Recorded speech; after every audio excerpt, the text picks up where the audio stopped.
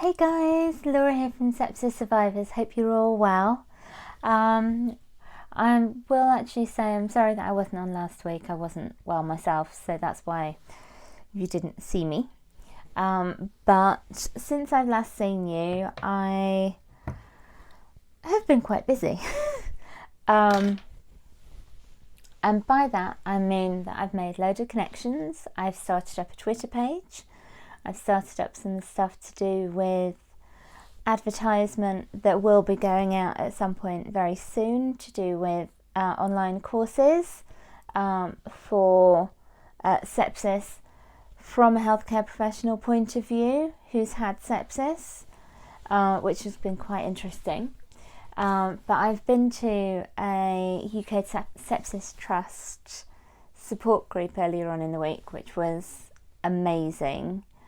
And I felt that it was incredible, the fact that I could speak to people who truly understood, because they've actually been through it themselves. And it was kind of showing the fact that with the post-sepsis syndrome, the stuff that I've been dealing with, it is so common, and every single person that was there actually said that they'd had it or some forms of post-sepsis syndrome, and I've had all but 3 symptoms because I can get really tired. So this is an article that was published in Wound UK, but was sponsored by the UK Sepsis Trust.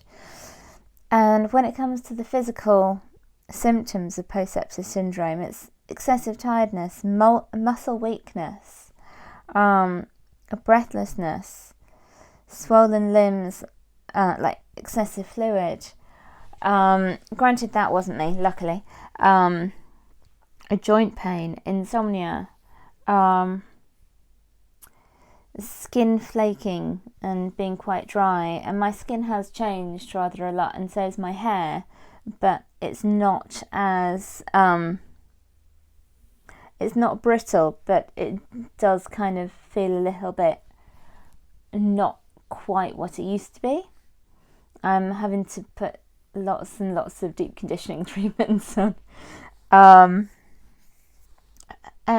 the really funny one that I thought that I was a bit weird with is the taste change, because I used to be an absolute chocoholic, and now I love crisps, and I don't know what it is. I must be the salt or something like that in it, because I just crave something more savoury.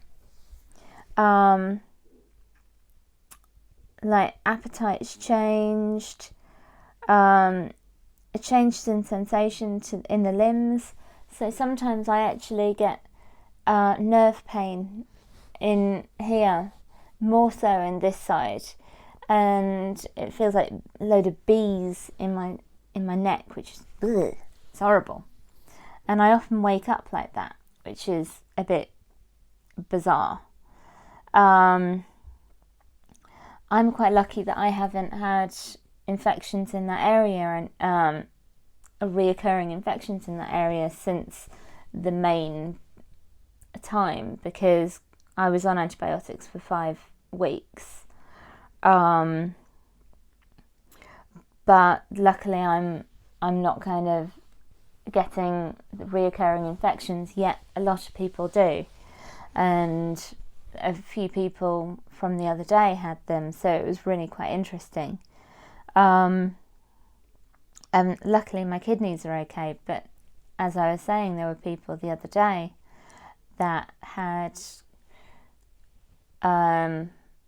not been very good when it comes to their kidneys. But for me, one of the weird things is the fact, granted I used to be always cold, but when I get cold, I am at the point where I'm so cold in my bones that I look really weird, that I have to actually have about 5 or 6 layers and all of this built up, and it's just embarrassing. I just look huge, and I feel like when I go out, I look like I'm in a Canadian winter with minus 20 degrees, because I just can't regulate my temperature properly. Then I can also go the other way, where I can be absolutely roasting and just go completely bright red because I'm just sweating so much, and it's just like, ah. But a lot of people don't realise the psychological effect of it, and so you've got the anxiety, depression, flashbacks, nightmares, PTSD, poor concentration, which is just annoying, and short-term memory loss. I find that I have to do my patient notes really quickly, because if I don't, I won't remember what I'm doing. And luckily I don't really get mood swings. But I just wanted to actually get you to know what some of the symptoms of post-sepsis syndrome are, because they're not very well known. In America, it's sepsis and it's sepsis syndrome, not post-sepsis syndrome. And I find that in the UK it's not very well known, whereas in the US it is a lot better known, which is not the best. But if we keep educating, we can get there, and we can make a massive difference. So this is why I've actually today filled out the paperwork to see about, yesterday I'd seen about doing the paperwork for volunteering for UK Sepsis Trust, and they've got back to me today, and I've gotten a phone appointment with them next week, which will be amazing.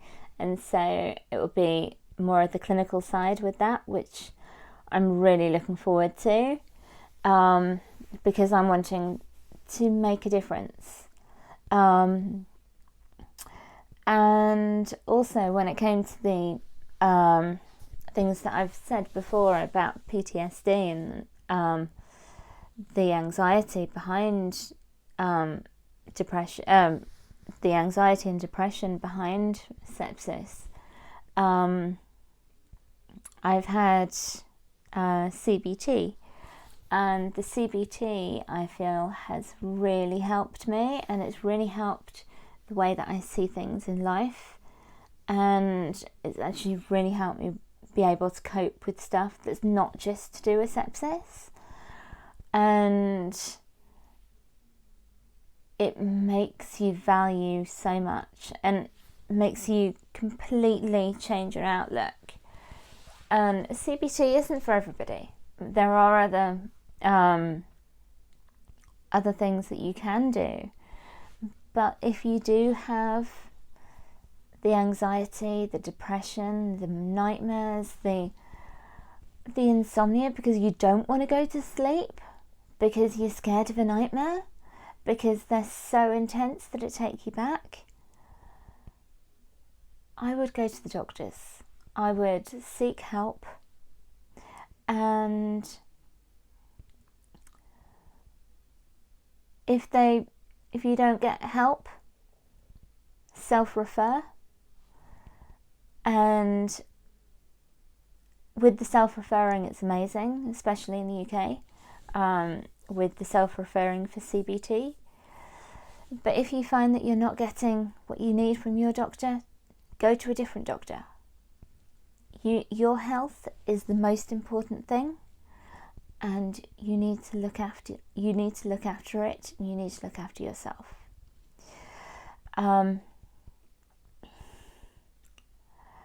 So next week what I'll do is I'll be showing you some things to do with the advertising and stuff like that I've been kind of designing. And also I have chosen the background for my new book, which is going to be called Sepsis Survivors. Can't wait to show you. I've got the background, we haven't got all of the other stuff sorted yet, so as soon as we've got the front cover, I can't wait to show you. Okay, take care, stay healthy, stay happy. If you have any of the signs of sepsis, please either contact 911, 999 or 111 if you're concerned. Take care and see you next week. Bye.